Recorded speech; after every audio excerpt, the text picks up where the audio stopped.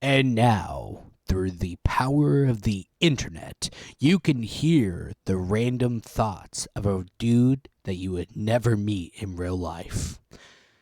Hello, my name is GreyWandererXD, and today I want to just talk about some random thoughts I've had. And one of the thoughts I had was the internet has gone too big.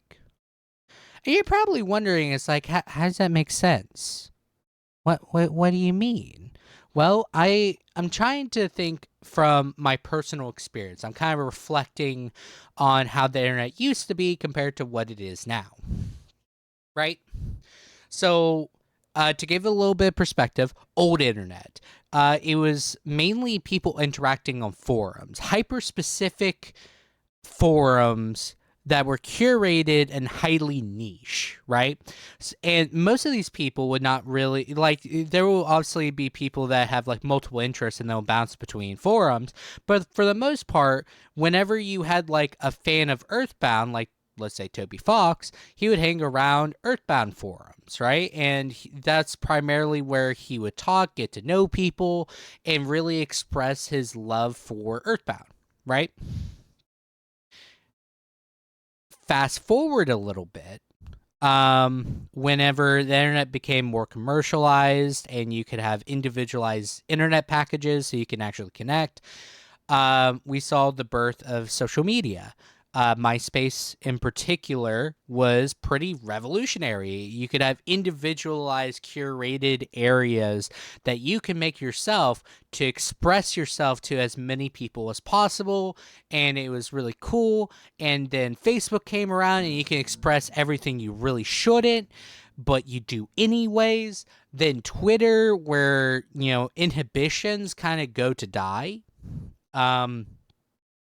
And then we go so on and so forth with every social media. It became less of like hyper specific niche topics where people can talk to each other. They pretty much all know each other because at some point you're going to talk to someone. And they kind of formulate their own etiquette to boom, broad and like expansive and extremely out there types of like ways of communication, expression, and stuff like that. So the big problem that I'm not trying to say like, yeah, we should gatekeep the internet. No, that's a bad idea. No, what I'm saying is the internet has gone too big in the capacity in which our brains psychologically and physiologically can keep up with. Um, so like with the internet back then, you to an extent can like keep up with 100 people or have a recollection up to like 1,000 people, right? Because sadly, we were cavemen at one point. And our brains physiologically haven't evolved since. We just gotten better at utilizing our brains, right? Like over thousands of years, right? So, like, when you really think about it, the brain has limitations, right? And when you introduce this technological advancement, people don't know how to actually understand and interact with the internet, right? So when and this is kind of like the inspiration for this topic, probably should emphasize how we talk on the internet is entirely different from way we would talk in real life, right? So for example, there's a with due to anonymity, people are more likely to incite violence towards each other on the internet, right? But they more than likely would not say these things in real life if presented in front of the same person, right? So how we interact and how we utilize the internet has drastically changed as well. So back then, forums are hyper specific. It's not tailored to you. It was just as it was, as it existed, as the community wanted it, right? But now you go on TikTok and everything's heavily curated for you, built by built brick by brick by your interests and curated for everything you want to watch, right? To keep you there as long as possible so you can see as many ads and they can make money and you get entertained, right? But the problem is our brains are not meant for that, right? Because like when everything's highly curated to us, we get to the point of thinking everything is for us, right? So hear me out. Let's think about this in a hypothetical scenario, right? I want us to, take ourselves out of the equation and think about our parents' day in life, right? My parents were born in the 70s and they were primarily growing up in the 80s and 90s.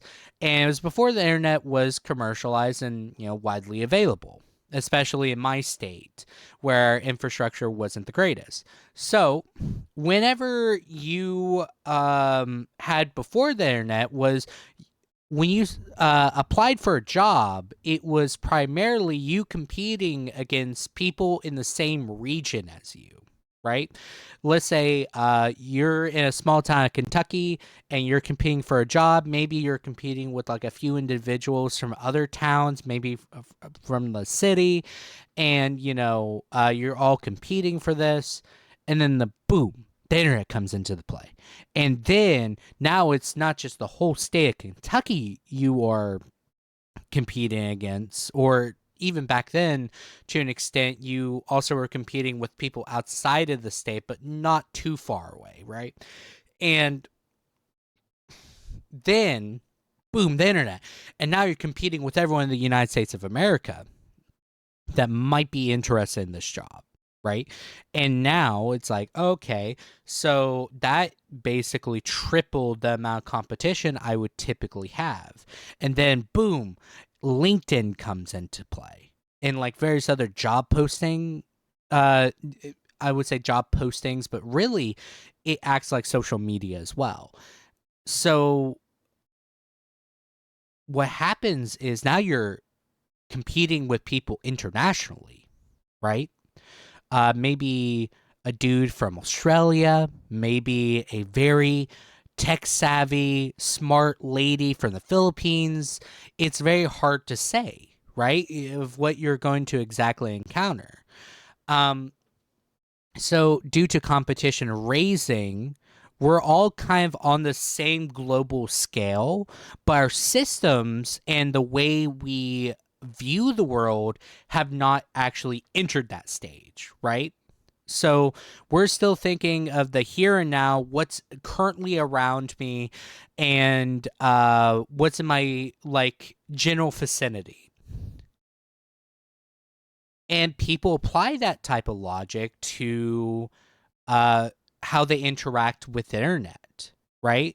They use such narrowed scope of vision when they interact with people. They have to use personal anecdotal evidence to kind of, talk with people, to relay their experiences. I'm not downplaying anyone's experience. My experience is equal to your experience to an extent. What I'm stating is, though, is because we're using such a narrowed viewpoint on how we interact on a global scale, it kind of becomes redundant, right? Wouldn't you agree? So because of how that works, there's also people that can disassociate from how they interact on the internet with how they interact in real life, right? Like there was an individual who was in the Dead by Daylight community that was notorious for being basically a rage baiting troll, right? And he doxed people. He did all sorts of things that were just nasty, right? And this individual was interviewed several times by just another person who was interested in how they think and rationalize the world. And the main reason why they do all the terrible things they do is because they separate how they interact online to be not real, right? And this isn't like too crazy of a concept because, like, at the end of the day, we have a certain level of detachment with who's on the other side of the screen. So we don't think about like what other people are going through. We just see like a name, maybe a picture to represent the individual, and like what they're saying. And that's all we know about the individual, and we come up to our assumptions as to what is going on. So, um, that's like one of the problematic aspects of the internet becoming so big, because people cannot really process all that information and accurately come to a valid conclusion, that has like every aspect understood, right? So a lot of people treat the internet as like their own personally curated experience, right? We stop thinking about other people and think about what I want to do, what I want to watch, and all sorts of things. So this also leads into a discussion of like how we discuss video games. Because the internet. I love video games, been playing them all my life. And you know, um the unfortunate side of the internet becoming as big as it is, you also have individuals that, as I said previously, would have never interacted normally, now kind of interacting with each other, right? So let's take a step back to the forums. Hyper specific, you knew what you were getting into when you start talking on those forums, and everyone kind of knew what was going on, everything else, and they just really loved the topic. Well, now you have people kind of like trickling in that are kind of like, I'm not much of an Earthbound fan, but I do love let's think of another crazy RPG for a second with unconventional gameplay. um let's say Shin Megami Tensei, right? And obviously those two games do not mesh well, right? Earthbound is more of like pure expression and creativity, and some wacky fourth wall breaks. And Shin Megami Tensei is, for all intents and purposes, a very hardcore RPG, right? And you have like some people trickling in that just want to see what's going on, and they're kind of like, I'm kind of interested, but um, I just think this sucks. What's the point of playing this game if there's no challenge?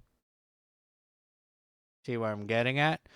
Now, magnify that 1,000 times.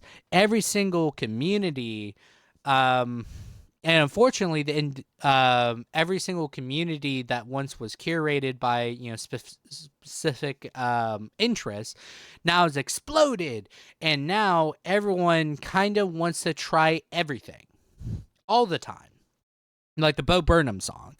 And because of that, we also get to the point of like FOMO, fear of missing out. The problem is you're not meant to experience everything in life. I am, and sometimes you don't even need to experience everything in life, to be honest. Like, I preferably wouldn't want people to experience war, trauma, pain, suffering, heartbreak. Um, I would, preferably not have anyone, you know, deal with that stuff, right? Not every experience is for you as well. Like, I'm not a party person, right? Just simply not. But the big problem is now you have like people that get disappointed. They get a game and now they're kind of like, oh, this just, this game blows. It didn't live up to the hype. Or maybe you're not interested in what this game offers. It's not the fact that game sucks. You just had different expectations for what you're getting into, right? And to an extent, we can be objective, like, oh, this game sucks because like the technical limitations, the bugs, and the bait and switch of like the advertisement compared to what we got, all sorts of things, right? I'm not saying that is not valid complaints. What I'm meaning is when people listen to other people about how excited they are for a game and then they finally play it and they just want to, for all intents and purposes, crap on it because it didn't live up to what they were thinking it was going to be. Sometimes we think, okay, because this didn't live up to my expectations, this is absolutely crap. This is overhyped. This is slop. We use any terminology that has basically became um, terms that lost all meaning because it's overused. But the second aspect is we start using it to just clown on it as much as possible instead of actually analyzing. It's like, maybe this just wasn't for me. I drink Earl Grey. I personally dislike more of the citrusy teas. But maybe it's just not for me, right? But everyone thinks everything has to be for them now because the internet is heavily curated towards your interests and the likes. So this leads to other issues like how social media benefits from it. So the big problem is advertisers, big corporations, and a whole bunch of people basically got into the internet and they were making money because it was so revolutionary. Think of like early day YouTube payouts were far bigger compared to what they are now, right? Like when you see like PewDiePie and how much he made, it's one of those crazy aspects that you have to think about. Is like, oh, people used to, make money off this, and now it kind of like shriveled up because everyone kind of jumped into the pot and are trying to make their own bag. But at the end of the day, back before that even happened, advertisers were a lot more generous. YouTube had a lot more leverage, being like, oh, this is revolutionary technology and a new way of connecting to new customers. And then, everyone started using that technique. So they weren't as unique with their approach on negotiations with advertisers anymore. But then, like, big corporations kind of came in and started to commercialize video production or content creation, right? And how we started to convey ourselves and express ourselves became entirely different. Now it's not just like, oh, here's a really cool thing I like. Now it's, hey, by the way, this video is sponsored by Raycon. I totally use this product all the time. It becomes more of a way for people to obviously still make things they love. I'm not saying like no one makes things they love anymore. I mean, look at Jack Stauber,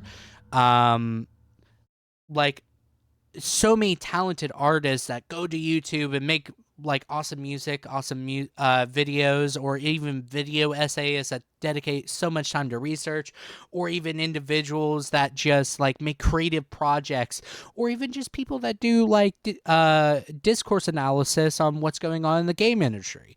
There are so many people that love so many things and they flock to the internet and they, it's great they can make money, right?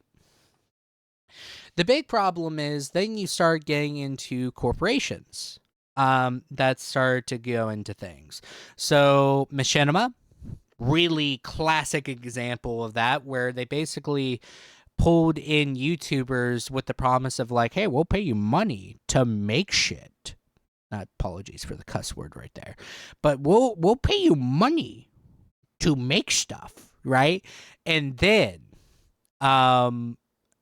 people didn't own the rights to the videos they were making. They lost channel rights. They lost like all sorts of things. And like the channels that did survive machinima basically were not going to have longevity afterwards.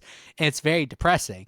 And the worst part is they got the worst deal out of the entire thing. Like, oh, barely any pay, ton of work, and then like you had to keep up a certain level of quality and XYZ, right? That's just how those networks work. Then they also made it so it's like, oh, we also want you to work with other people that are in machinima so that, people can like rise and expand and we can have more reach, right? Defy Media, another big example of like how you take something like Smosh, a sort of like parody, satire, and skit channel, and then you make it into Smosh games, Smosh movies, Smosh like blah blah blah, right? So they started to expand into so many things in terms of corporations to expand into not just the new revolutionary, trend-setting internet, but also tap into traditional media. And then traditional media started to like plant its seeds into YouTube, and then like bam, now we see like we used to see Stephen Colbert or Colbert on YouTube, right? So like it's one of those crazy things where the internet just became a wild west, and now it's like being tamed into what we see today, where everyone thinks everything's for them, where we think what we want is what we see, but that's not the reality, right? Um, it's funny to me. um, I guess the big takeaway out of this like 22-minute video of me just talking about the internet, and I hopefully not too much rambling, but I want to thoroughly explain my rationale, is I don't think the internet became like too complex. I don't think it became like too crazy. I just think it became too big for us to handle as individuals or as humans, right? Um Sadly, how we interact with each other erode on a fundamental level of how we actually interact with humans. Just look at like how we interact with TikTok.